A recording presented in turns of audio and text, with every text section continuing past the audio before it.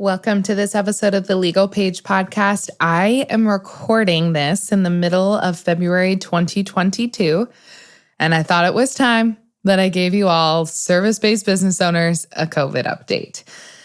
This is a tough subject to talk about because I feel like it's unending and we're all a little bit sick of it, but it's no secret that there are variants popping up left and right. The threat of the coronavirus is still here and is probably, unfortunately, here to stay. And that just means more questions from clients of ours regarding, COVID and what if situations in the months to come. So I wanted to give you guys all an update pursuant to my past COVID podcast that I have recorded. We haven't done one in a while. And I just wanted to let you know here in 2022, kind of where the state of the world is and the United States is, and what to kind of expect or how to best respond to client questions surrounding COVID issues. So let's get into it. You're listening to the Legal Paige podcast, where we chat about life and business with a legal twist. I'm Paige, attorney and photographer helping online businesses and creatives tackle their business dreams without breaking out in hives. No more legal mumbo jumbo. This podcast features simple, bite-sized advice that'll have you legally legit in no time. Are you ready? Let's get started.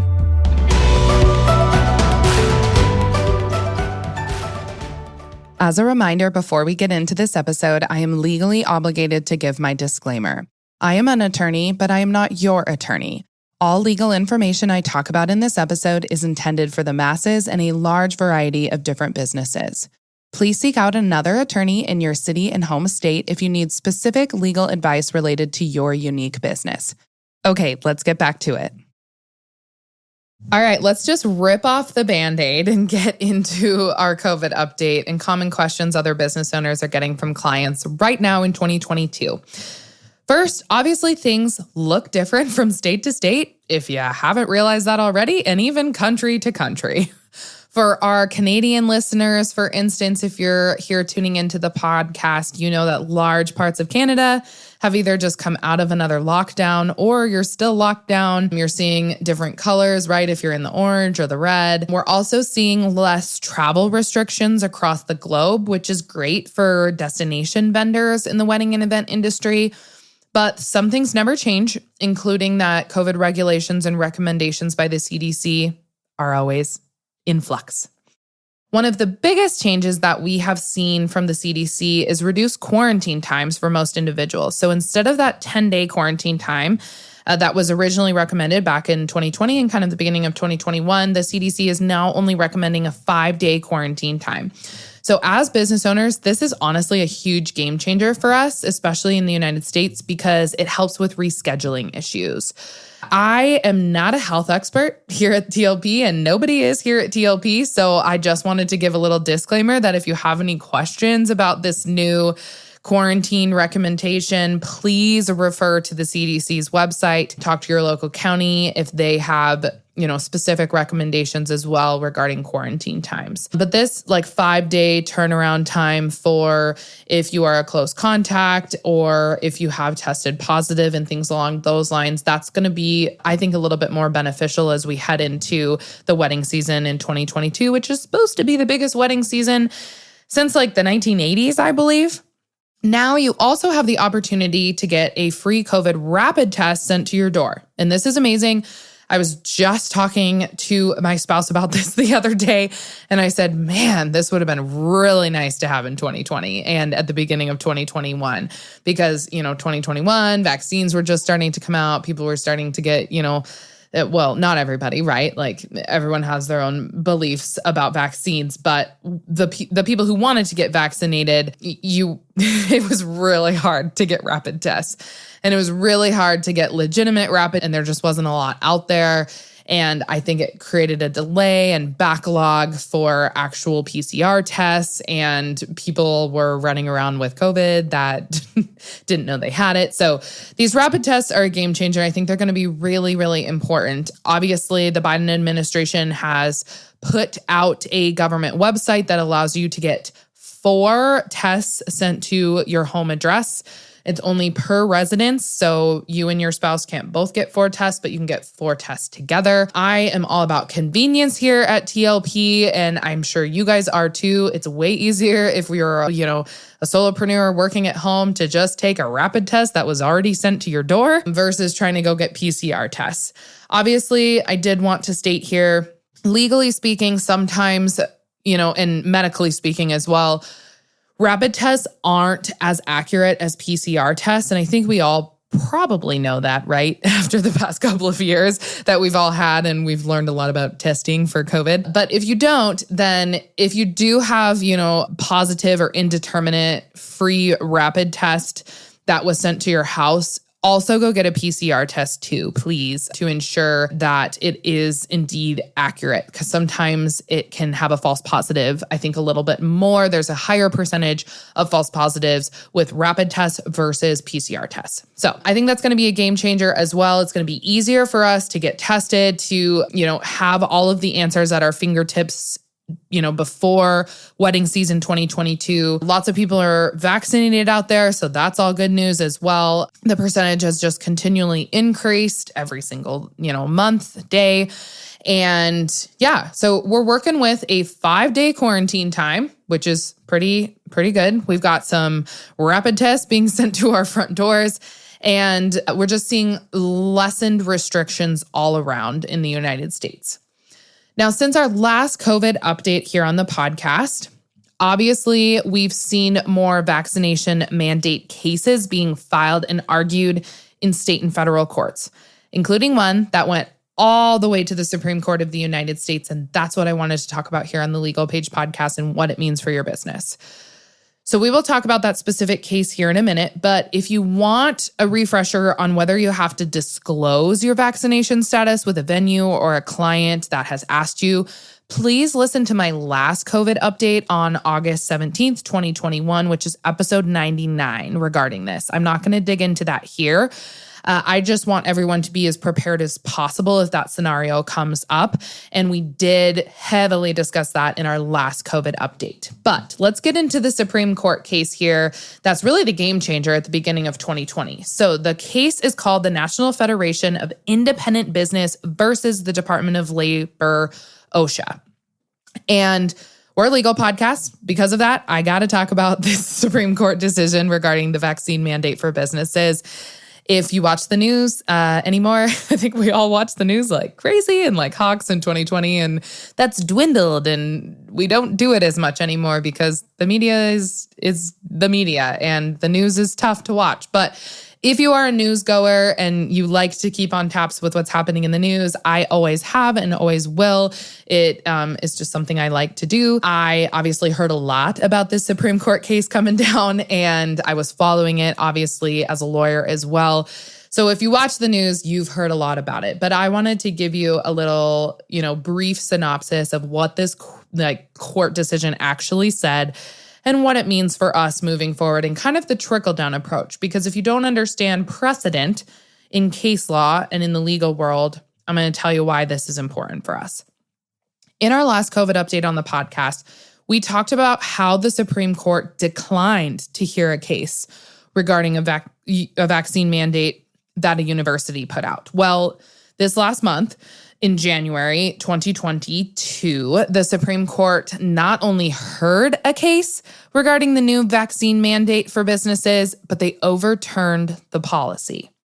For a bit of background, the Biden administration announced on November 5th, 2021, that the Department of Labor, through the Occupational Safety and Health Administration, which is OSHA, issued a vaccine and COVID testing mandate for all businesses over 100 employees.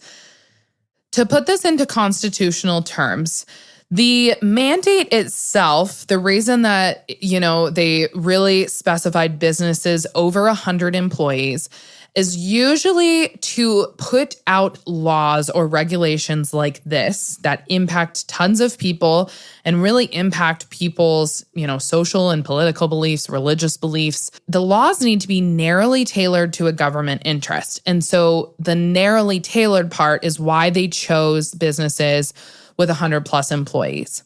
Now, usually cases like this take months or even years to get up to the Supreme Court. But in this case, there were states, organizations, nonprofits. They all banded together to file petitions in federal courts in support or in opposition to the actual law. I don't want to bore you with all of the legal process of how this all ended up in the Supreme Court, but there were several circuits involved, and it was clear that SCOTUS, the Supreme Court of the United States, needed to make a decision on this issue, and it needed to happen very, very quickly because it was impacting hundreds, if not hundreds of thousands of businesses with 100 plus employees, which means hundreds of thousands, millions and millions and millions, probably, actual employees that work for these companies. So if you're wondering what OSHA is, I also wanted to, give you a lowdown there. So OSHA is a part of the Department of Labor and is tasked with ensuring the occupational safety of workers. So its job is to ensure that everyone who is in the workforce is safe and healthy through enacting health and safety standards for workplaces. That's why this department was specifically on the hook here. Now, in order to enact these standards, there's a process which includes the public having the opportunity to speak on the issue. The only time this process is not necessary is when there is a need for an emergency temporary policy. So OSHA and the Biden administration argued that requiring vaccinations is an appropriate policy to address the emergency that is the current COVID pandemic. So the Supreme Court in their decision, though, disagreed with the policy that OSHA enacted and the Biden administration, and they stated that this kind of mandate was too broad, it wasn't narrow enough, of a public kind of health regulation. And as such, OSHA had no power to even enact it, even if COVID-19 continually poses a risk to people and to workers in the workforce. So SCOTUS also found that COVID-19 is no different from the day-to-day dangers that all face: crime, air pollution, or any number of other communicable diseases. That's like quote unquote from the actual SCOTUS decision that came down in order. The Supreme Court, in its opinion, also stated that OSHA does not have the regulatory authority to put blanket requirements on most businesses in the United States. So that was a new decision that came down from, the highest court in the land here in the United States. So in January 2022, the Supreme Court issued this ruling, and it struck down the mandate for businesses with over 100 employees to require vaccination for all of their employees in its entirety. All right, I know that was a lot of legal information, and whether you agree with the Supreme Court decision or not, there are some big takeaways. And that's why I wanted to go over it here on the podcast.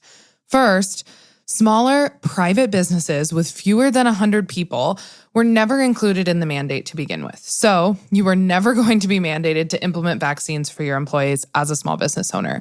And furthermore, this case doesn't prohibit any larger businesses, or smaller businesses for that matter, from requiring that some or all of their employees are vaccinated. Of course, this is always subject to exceptions based on medical and religious accommodations under the applicable federal and state laws. Now, this is always your legal right as a business owner to do this. Implement vaccine mandates or not implement vaccine mandates.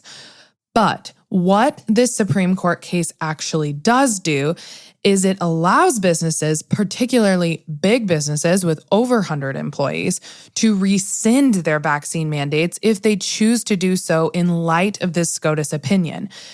This is because many big businesses were simply trying to comply with this emergency order at the end of 2021 and beginning of 2022, and now they have more autonomy to do what they wish with their workforce. But again, let's go back to small business owners, because that's many of you listening to this podcast. This Supreme Court case means that the Supreme Court didn't agree that it was constitutional to mandate vaccines for big businesses over 100 employees. Thus, it would likely never be okay to do so for small businesses either, because that's even on a smaller scale. So overall, vaccine mandates are really a no-go in the United States. And this is, of course, except for the Supreme Court decisions that are still ongoing, particularly Biden versus Missouri and Becerra versus Louisiana, where the court decided that the Secretary of Health and Human Services is likely within its statutory authority to require vaccinations for health workers at facilities that receive Medicare and Medicaid funding. And those are still ongoing decisions happening in the federal courts right now. So what does this mean for legal precedent purposes? This was just an order from the Supreme Court on an emergency temporary standard issued by OSHA, not on some type of permanent vaccination requirement. The Biden administration seems to want to continue to pursue that in spite of this court order. However, legally speaking, that's going to be really challenging, like extremely challenging to try to get such a permanent requirement passed after this case law just came down. And there are still challenges to the healthcare worker mandate that I explained that are being challenged continually across the country. So right now, legally speaking, no vaccine requirements are allowed except in healthcare worker situations for the most part, but that is still more of a wait and see approach here in the United States. If you want TLP's candid take on it, I don't anticipate many changes happening vaccine mandate-wise from here on out. I think it's going to be a major uphill battle in court to do that, and the status quo of our nation seems to be nearing a point of moving forward with this pandemic as is. And we currently almost have 65% of the US population vaccinated, and it's likely going to keep going up from here. So we are combating this pandemic on that front in some way, shape, or form. Now, what about on a state level? Because, of course, this Supreme Court decision was just on a federal level. It is important to know what is happening in your neck of the woods. As of about January 12th, 14 states prohibit any type of COVID-19 vaccine mandate to be in place. Moreover, mask mandates have generally subsided. This is except for some states like Hawaii, Illinois, Oregon, Washington, parts of California, DC. But by the time that this episode comes out, that could all change as well. All to say, the US is starting to ease restrictions all around regarding COVID-19 on an employer-employee level and an indoor masking level. And finally, socially, what's going on with COVID-19? A lot of the thinking initially as business owners entering 2022 was that we all really wouldn't draw the line in the sand with vaccine mandates because of the massive labor shortage we're experiencing around the United States. This is still what many, many restaurants and other small businesses are likely doing because they need workers, simply put. But I think that as time goes on, we will see that vaccines are preventing the worst outcomes of the virus. And there's also that train of thought that employees are going to want to return to places that are safe. So it's really, really hard for businesses to make a decision, to put it frankly, because it's really a toss-up. At this point, I just suggest as a small business owner, it's about your beliefs, morals, business ethics, and values. What type of business do you want to run, and what do you really want to hold your employees accountable to?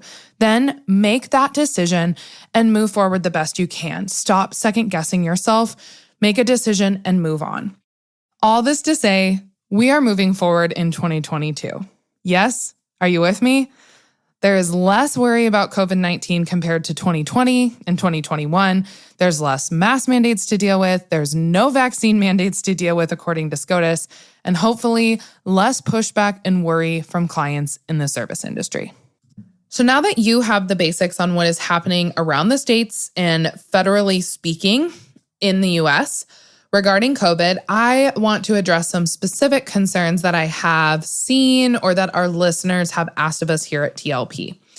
So first, I know that the worry from clients surrounding COVID has not changed. I literally talk about it day in and day out. People have questions about it on the daily. Clients are worried. Everybody's worried still, right? It's a pandemic. We've never lived through a pandemic, in our generation. So people are worried for good reason. Not just about if they get sick, but also what happens if you get sick as their photographer or planner or DJ or florist or, wedding dress designer or so on and so caterer, right? Like what happens? Cake baker. What happens if they get sick and they can't provide the services or the products that you agreed to in a contract? Those are valid concerns from clients. And even though it may seem painstakingly annoying for us to continue to deal with as business owners, we're service providers. And we have clients that ask us this all the time. And just remember, your client has not had to deal with this before until now if they're planning a big event in 2022. We get questions. We probably get 10 to 20 a month probably surrounding COVID stuff. We are a little burnt out about it. But your clients aren't the ones getting bombarded with these questions all the time. And they are people and they have concerns, and we need to treat everyone the same. That's the best piece of advice and mindset I can give you going into people asking you these questions.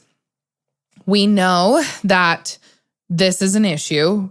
Everyone does in the US, but we also are kind of acknowledging risk of COVID the minute you leave your front door. And now more than ever, everyone is voluntarily accepting and assuming that risk by planning an event in the middle of a pandemic. So if you're a wedding photographer, the main thing I want you to be aware of this year is to have backups lined up in the very unfortunate chance that you catch COVID. And I mean, you should always have a backup lined up for those just in case scenarios. And if you don't, here's your reminder to look into that. Get a backup for your backup. Have a community of other photographers in your vicinity that you guys can all scratch each other's backs in, bad situations where someone were to come down with COVID 2 or 3 days before a wedding. They can't quarantine the appropriate amount of time, and they don't want to get others sick at the wedding or event.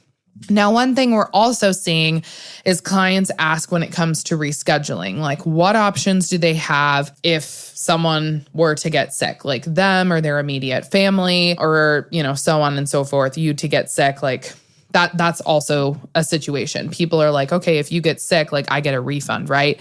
No, that's not necessarily the case. So first thing first, when you are presenting a contract to a client, those contracts are there to protect both of you, but your contract is your contract. And as such, I just want the contract to always weigh in your favor more heavily, at least a little bit. Your clients are going to have roles and responsibilities, and there's always, always, always a benefit to a two-sided contract. But it's your business contract that you're handing over to your client, and they need to sign it in order for you to service them at their event.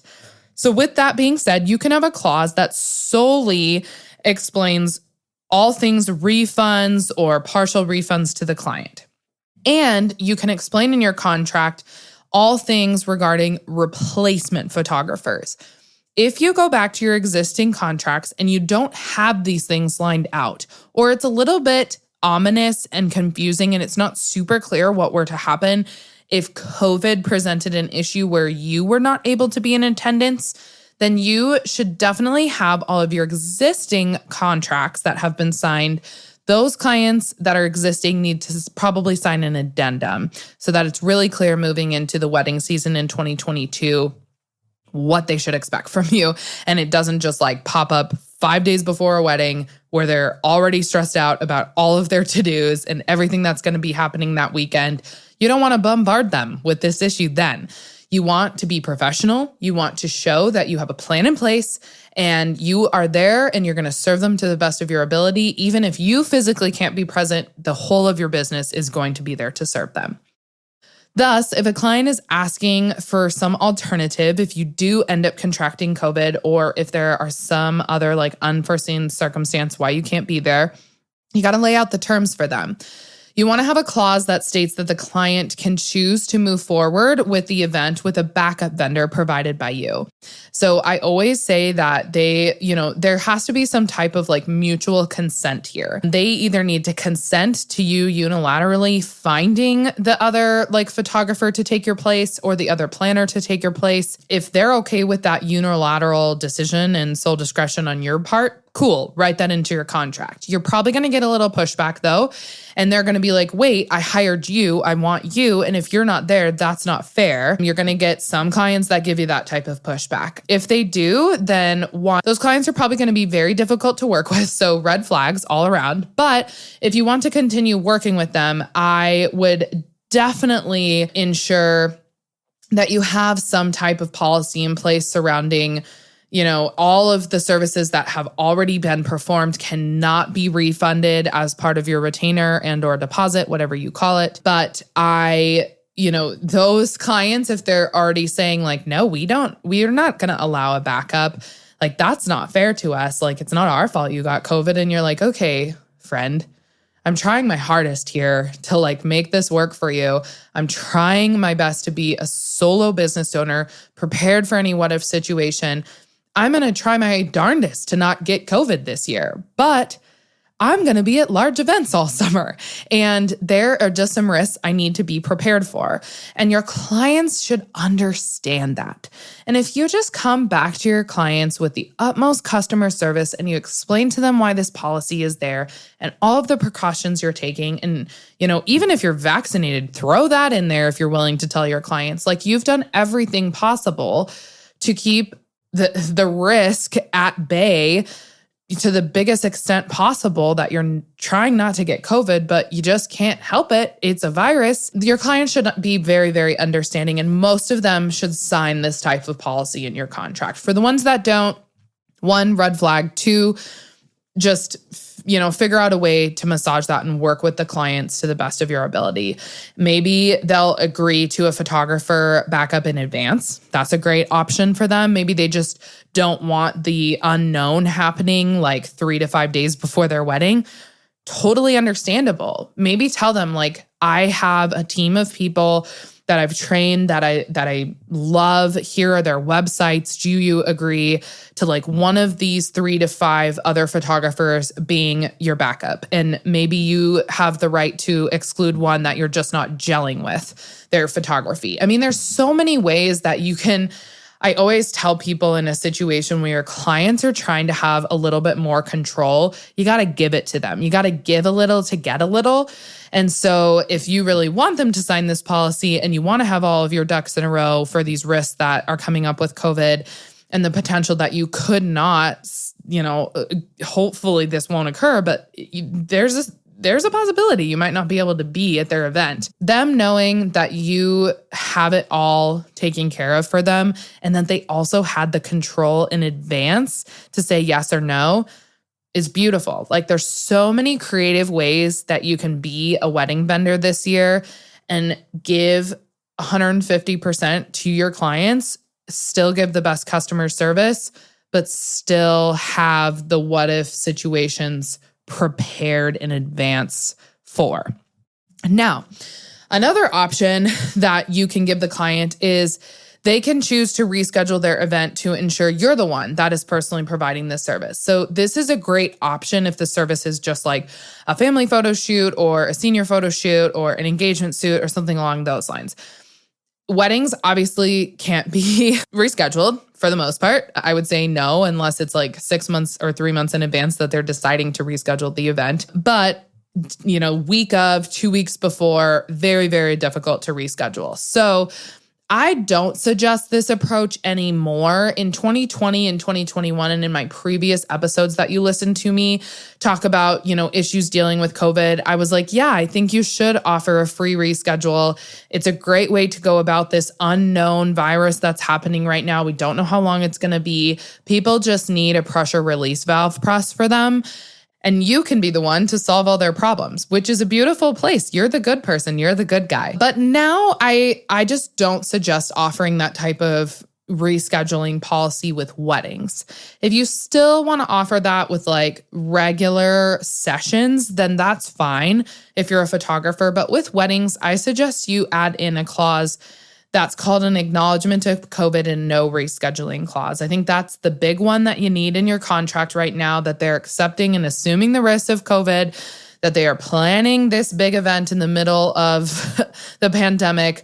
And here are your policies surrounding that. If they decide to reschedule, there's going to be a massive rescheduling fee that should be close to your retainer amount because you've already lost that date on your calendar. If they do decide to reschedule, it's going to be hard to rebook a client, especially because this year is already so booked up and venues are already at max capacity. So definitely get a clause like that in your contract, especially wedding contracts this year. There are also 2 very reasonable options, and likely 9 times out of 10, the client will choose the first option of kind of the backup replacement for the event versus, like a full reschedule with a massive fee and all of those things. Like, you got to give it to them straight.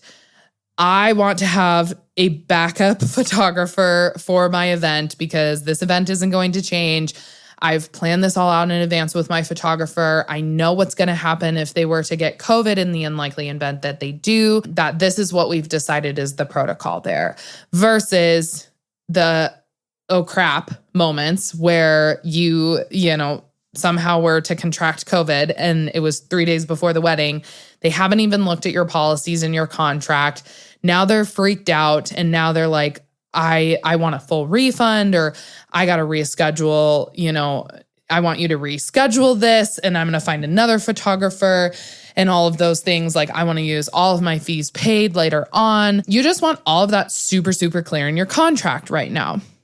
Another common question that business owners are coming to us with is rescheduling fees associated with COVID. And I briefly touched on this, but I want to dive a little bit deeper. So during the pandemic, we saw lots of business owners no longer wanting to do complimentary reschedules, and they wanted to add in a fee. I think complimentary reschedules were absolutely necessary for the first few months of the pandemic. But since then, I think clients are a little bit more expecting of it, and business owners are no longer willing to give it. So you need to be super, super clear and communicative with your clients on this front. I think the name of the game here is you need to add in a fee because it's a deterrent for people to reschedule at this period of time. Our calendars are booked up for the next 12 months, 18 months, 24 months as wedding vendors. We are booking like crazy for 2023. And that's insane. This is, I think, the first kind of year of a lot of our business lives and business journeys where we're so booked in advance that it would be incredibly detrimental to offer free complimentary reschedules because it's going to be very, very, very hard to rebook that date on your calendar. So you need to offer kind of a reasonable rescheduling fee. That's the name of the game in the legal world, is it's got to be reasonable. I think it can be anything from a few $100s to up to 30% of the total package fee.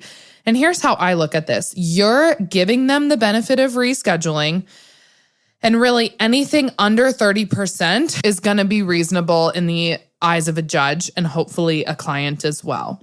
But you want it to be enough that it still deters them from rescheduling. If you have like a $250 rescheduling fee for a $5,000 event, that's kind of a drop in the bucket for these clients. And they're going to be like, oh yeah, let's just reschedule. You're trying to avoid that at all costs. So a higher rescheduling fee is a good way to go about it.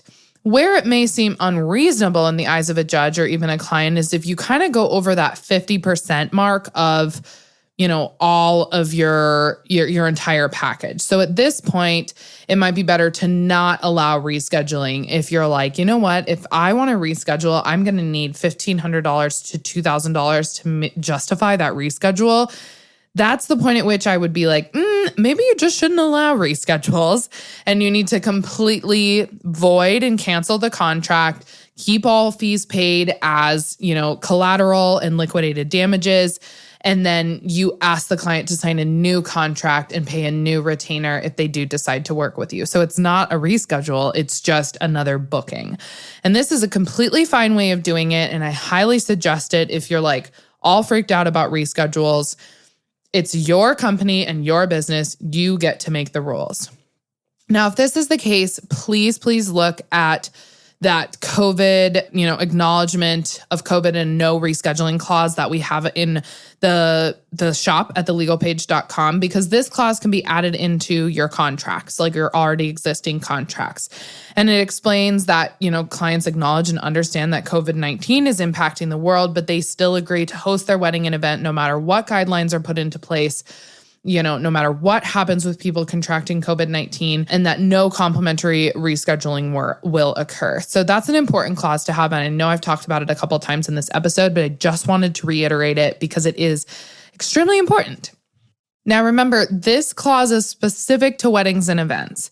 I do still think that allowing a reschedule at least once without a fee for regular sessions or services that can be rescheduled with really like no harm, no foul, I think that's good business practice. This pandemic has been hard on everyone, and having some flexibility for sessions, if you are a photographer like that, is, especially for things that can be moved around more than weddings. I think that's going to get you much farther with your clients and even potential clients down the road, because word of mouth is going to go around that you are a little bit more flexible and you're willing to work with people. We're seeing more, the COVID cases are on the rise for kids. So if you're a family photographer, like just being receptive to that and what's going on and what families are actually dealing with and some of their pain points right now in 2022 is, I want to book with a photographer that is a little bit more flexible. Like you could literally open the door to you being that photographer for them and for all of their friends,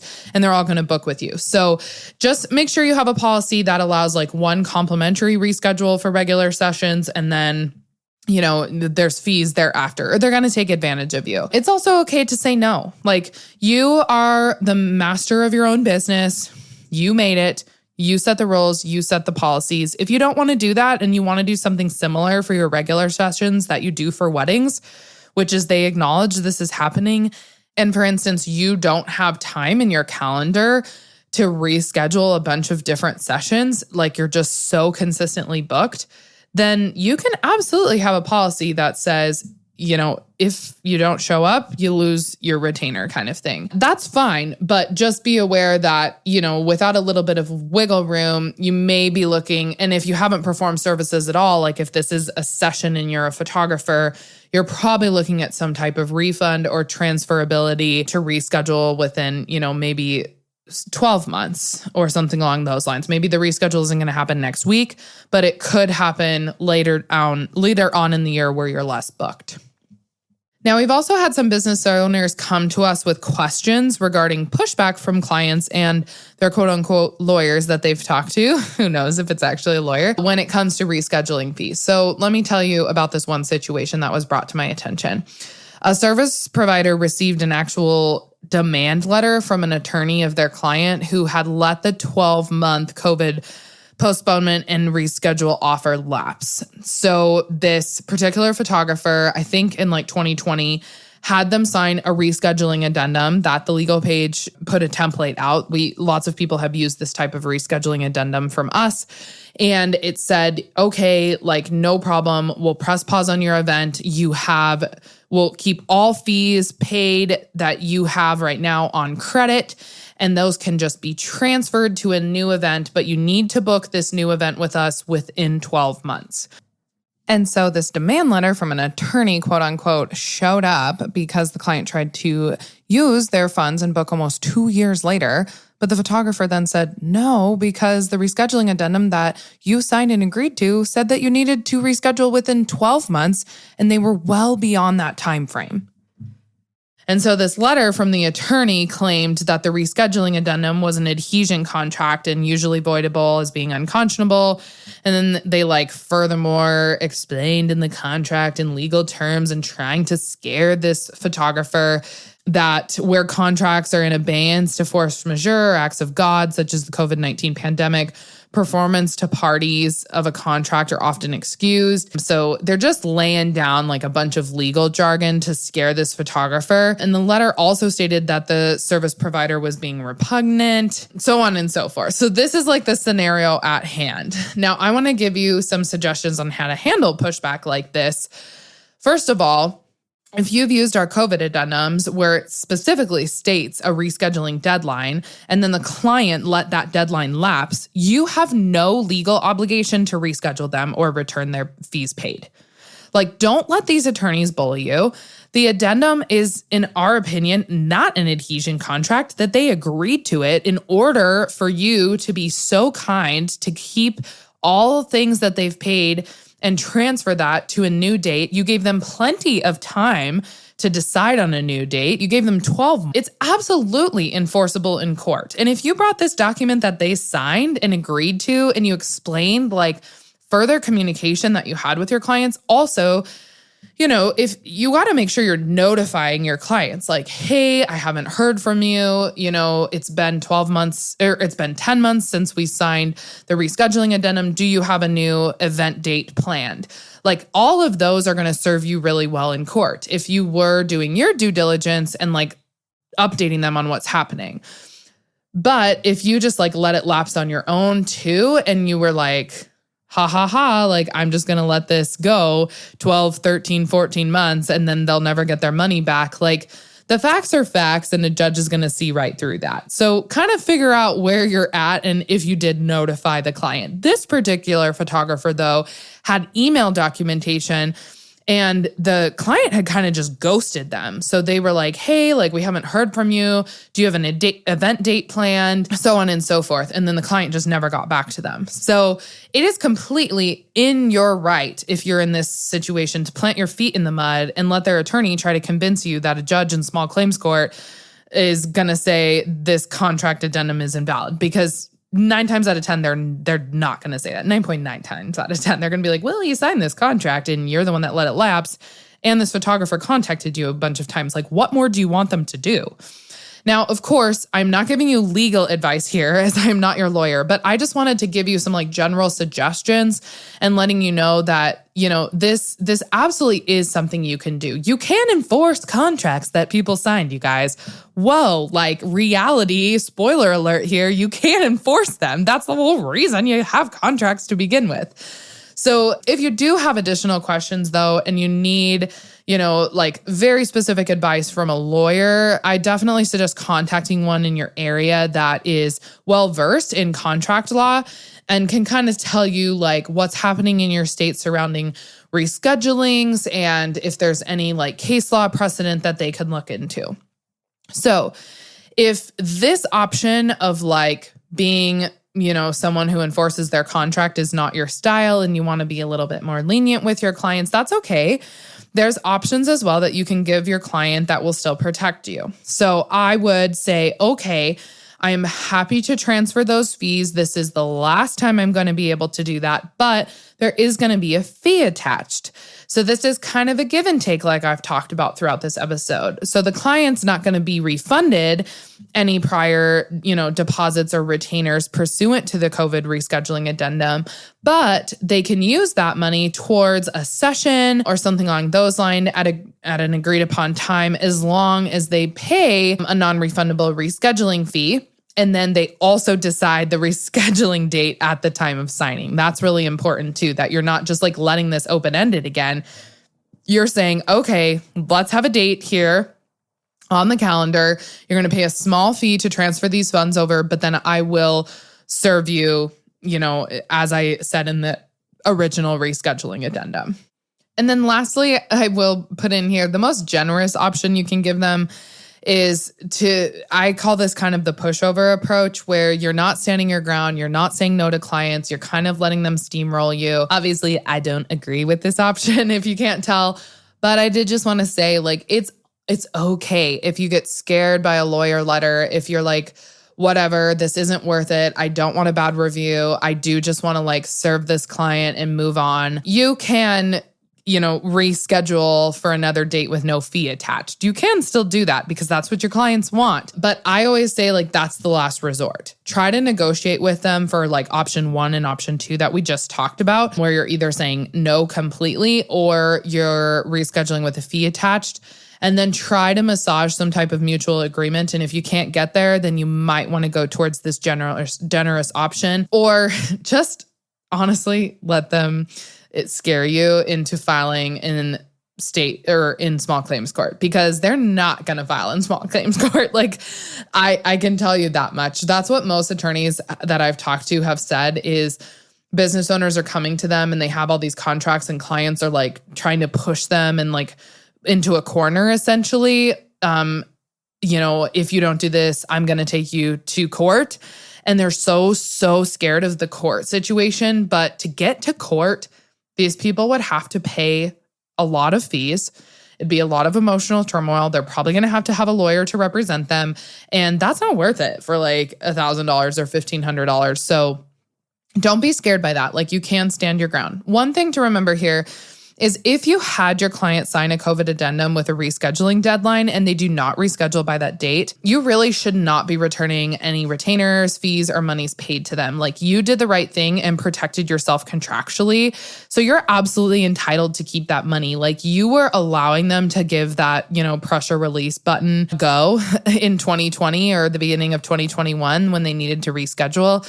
You offered them this gift on a silver platter to allow the reschedule, and they let it slip. So, it's okay. Like, you did cover yourself in the contract and you can keep those fees paid. Now, the final question that we do get asked a lot right now at the beginning of 2022 is kind of like no longer including COVID-related clauses in your contract. Like, do I even need a COVID clause in my contract? I think this is like fatigue, pandemic fatigue, right? We're all experiencing it, and we're living in a country or a state where it's not as big as a threat. In Montana, like, people are just kind of over it. Wyoming, Florida, Texas, I'm just throwing states out there, like the whole Midwest, maybe, I don't know.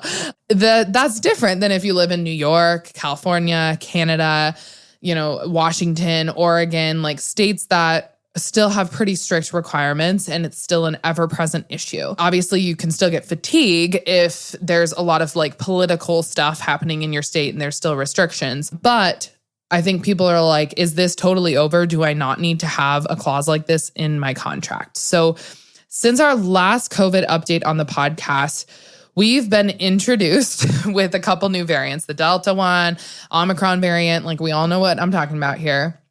And so from what I'm seeing and hearing, this strain is definitely looking less aggressive, like the Omicron one, than Delta. And it, for the most part, from all articles I've read and medical studies, and again, disclaimer here, I'm not a medical professional, but the sign of kind of the beginning of the end for this virus may be at play in terms of like very aggressive variants. And I could be proven wrong here, but I think medical professionals across the board, and the CDC has even said this as well, that, these variants they're starting to work with, the virus is going around in people's bodies. Like, they're working with the vaccines that people have in their bodies as well. So even if this proves to be untrue, what I've just said, that it might be kind of the beginning of the end for this virus a little bit. We always want to hope that, right? I am still seeing events being postponed, and many events still have COVID restrictions. So for now, my take is keep these clauses in your contract. Even if you never have to use them, it's better to be prepared for the worst case scenario with a lifesaver and, a life buoy than without. So I definitely suggest an acknowledgement of COVID and kind of no rescheduling clause is the way to go from here on out, probably for the next year, if not 2 years. I'll do another update probably at the end of 2022 or the end of 2023. I don't want to overwhelm you guys as well, because I know there's a lot of COVID fatigue happening and people are just over it. I mean, I have days where I'm so over the pandemic, so I get you, my friends, but it is ever present. It's still happening in the world. Variants are still popping up. I think it's probably going to end up like the flu. It's going to be an endemic, not a pandemic anymore. So with that being said, it's not going anywhere. So don't just take these clauses out of your contract, keep them in. And so if you're looking for COVID resources like this and the clauses that I've talked about here in this podcast, just head over to thelegalpage.com/COVID. Again, that's thelegalpage.com/COVID, and it will give you all of these clauses and rescheduling addendums and information related to like email templates if you need them, additional blogs and podcasts that I have talked about regarding the topic of COVID. And all in all, my friends, please be safe and legally protect yourself as we move through this next season and prepare for busier seasons in your business. And we honestly just want to be prepared for whatever COVID throws at us next. Thank you so much for listening to this episode. I hope you learned a lot. If you have any additional questions, feel free to reach out to us at the Legal Page Community on Facebook, or you can hit me up on Instagram. Thanks so much for listening to this episode of the Legal Page Podcast. See, I told you being legally legit isn't so scary. Be sure to visit thelegalpage.com for all show notes. And it would be super awesome if you could head over to iTunes and leave a review. Last but not least, don't forget to join my free Facebook group for unlimited legal and biz Q&A. Chat soon, Legal Pagers.